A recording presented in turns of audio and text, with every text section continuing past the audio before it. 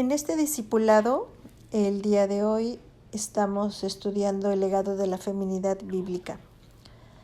Estamos viendo las enseñanzas de Susan Hunt y Barbara Thompson conforme a la luz de las Escrituras.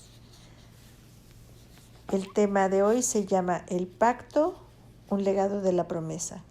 Dice el Salmo 114, 4b y 5. Clemente y misericordioso es el Señor. Para siempre se acordará de su pacto. Vamos a ver cómo Jane Williams nos manifiesta cómo era la cultura de su tiempo.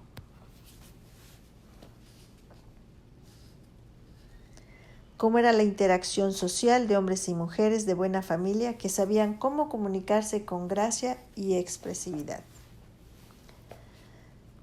Jane Austen, la escritora, describe la urbanidad, la gentileza, la dignidad y el decoro de la vida de la respetuosa clase media inglesa. Pero a pesar de esta calidad de vida, los hombres y mujeres educados en esta sociedad estaban dispuestos a viajar a lugares como la Bahía de las Islas en Nueva Zelanda para vivir en las condiciones primitivas más espantosas, entre gente violenta, pagana e incluso caníbal. Para la muerte de Jane Austen, los ingleses habían participado de forma activa en la vida y obra misionera durante 2 décadas.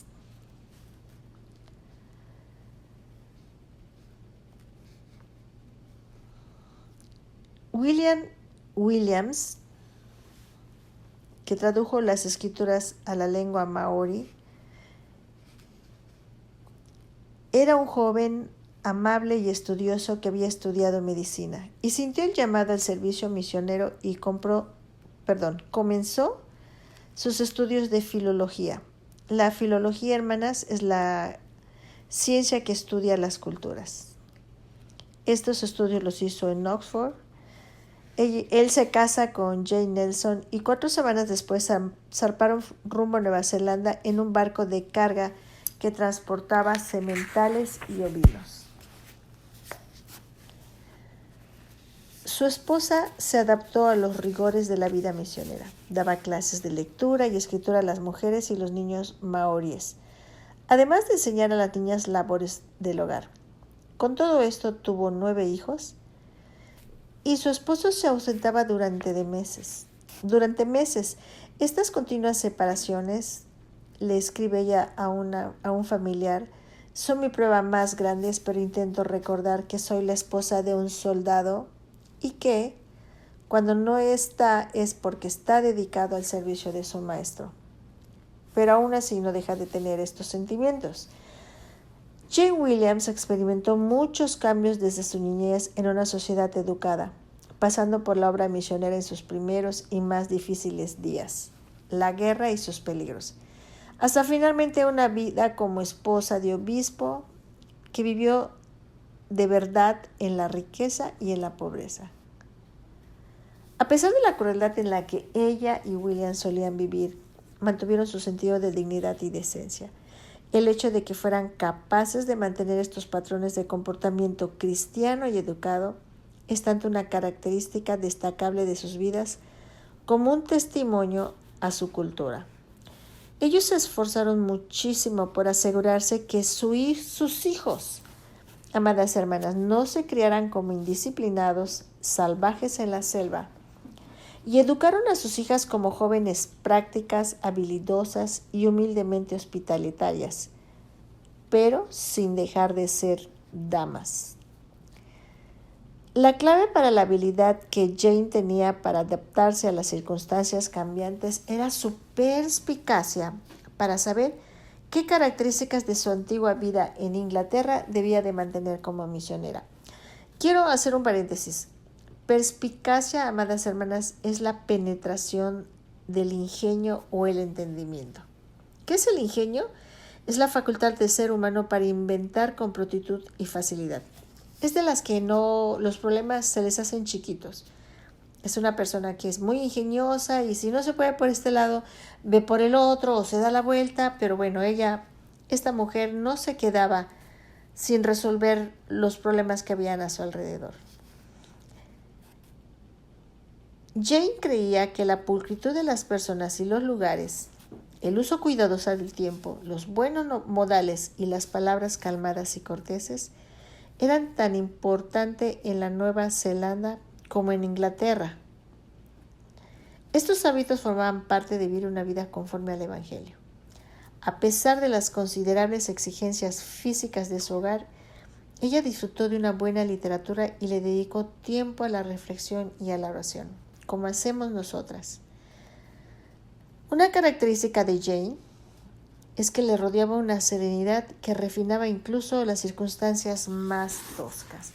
Un familiar de ella, Henry, dijo que cuando visitó a la familia en 1844, en este tiempo la casa misionera fue reducida a cenizas y se vieron obligados a buscar a toda prisa otro hospedaje. Escribe este familiar: he tenido el placer de encontrar a la familia bastante bien y mucho más cómoda de lo que esperaba. Pero ¿qué lugar no sería cómodo si en él residiera una familia así? No podía sino comparar a nuestra buena hermana con Cristiana. ¿Recuerdan a Cristiana, la esposa del peregrino, en El progreso del peregrino? Bueno, esta hermana estaba rodeada de sus hijos, caminando todos por la misma vía celestial. Aquí ya no hay ruidos superfluos ni nada que esté fuera de su lugar y de su tiempo. Nos están dando un testimonio de una casa quieta.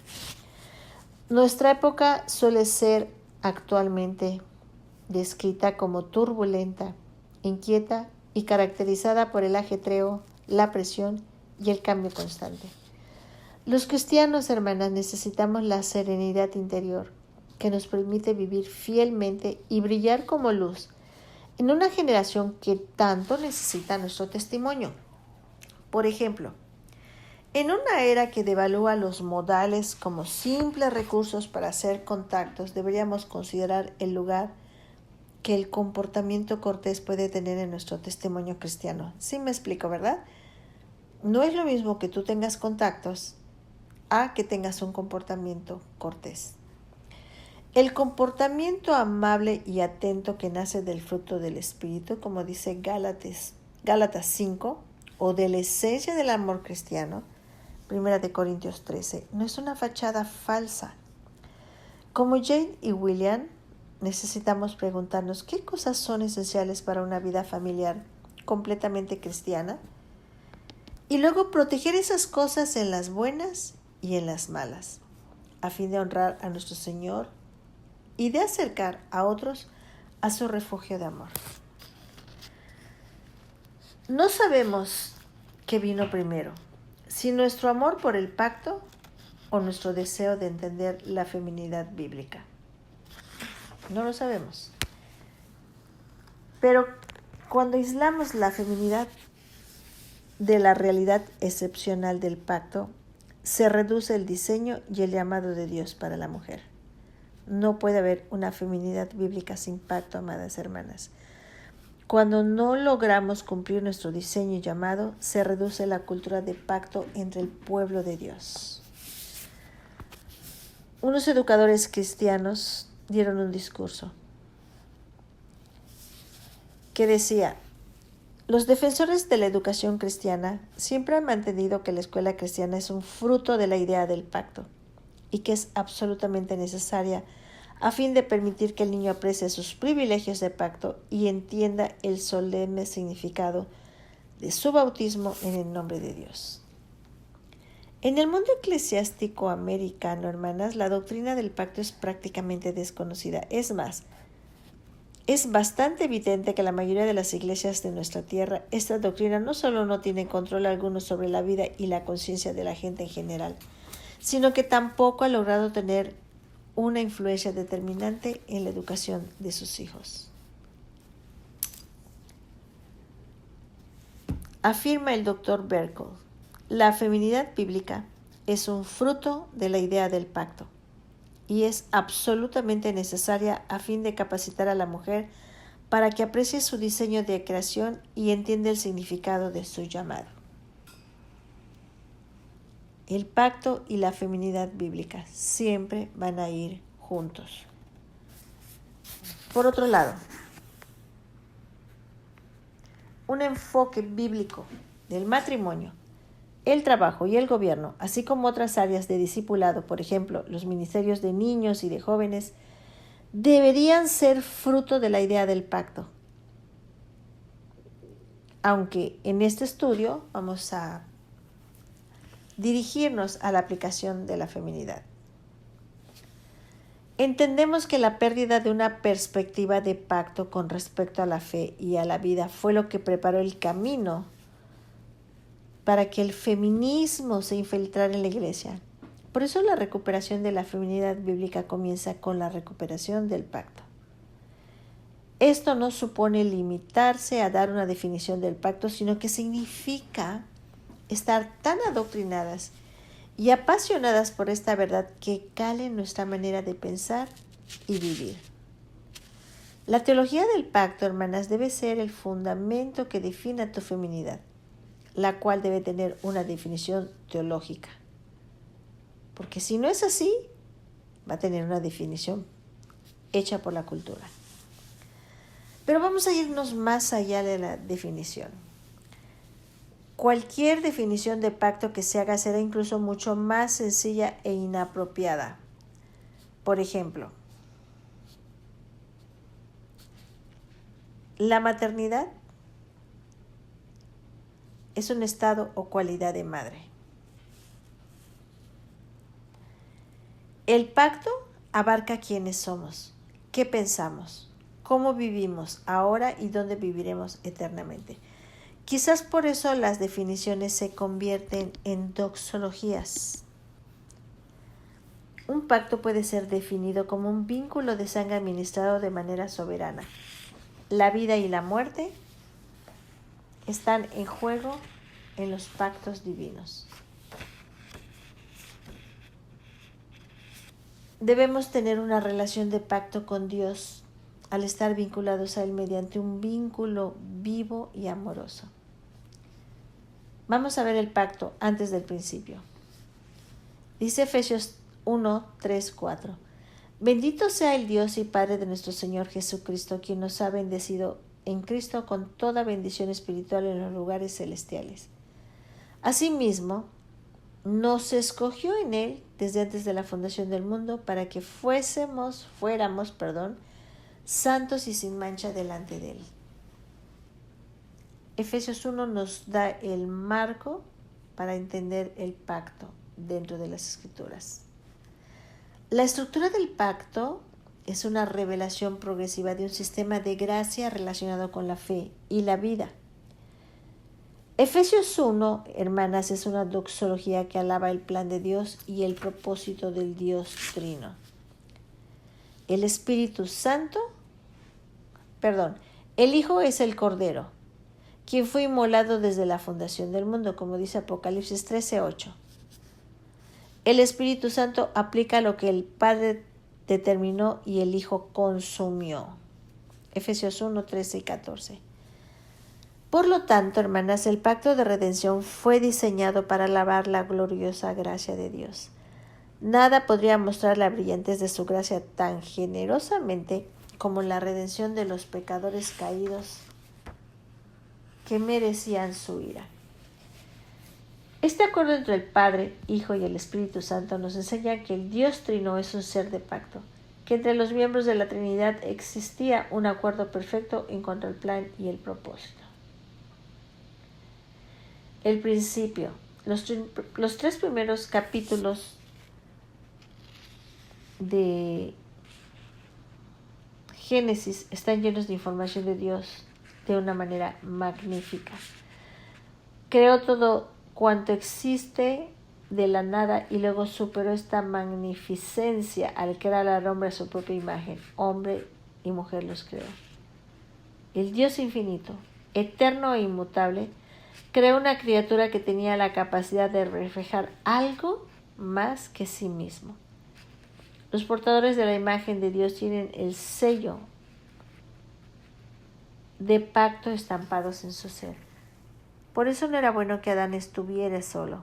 Dios creó entonces una ayuda idónea, y ahora Adán tenía a alguien a quien amar, perdón.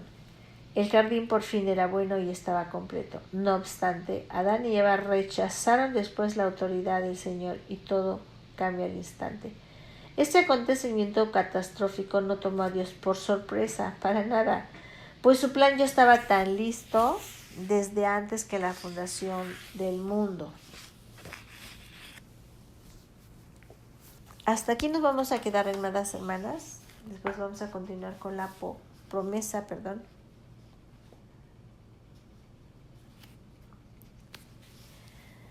Vamos a darle gracias a Dios, por favor.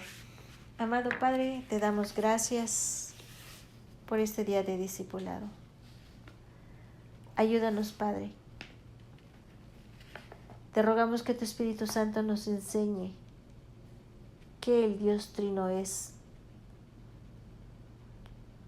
un ser de pacto, que entre los miembros de la Trinidad existía un acuerdo perfecto en cuanto al plan y desarrollo. Te rogamos, Señor, que tu Hijo sea glorificado con estas enseñanzas, Padre, en los cuales tu Espíritu Santo nos lleva, Señor,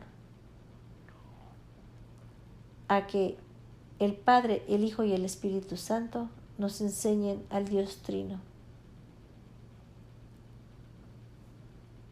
que hicieron un acuerdo perfecto en cuanto al plan y al propósito. En el nombre de Jesús te lo pedimos. Amén.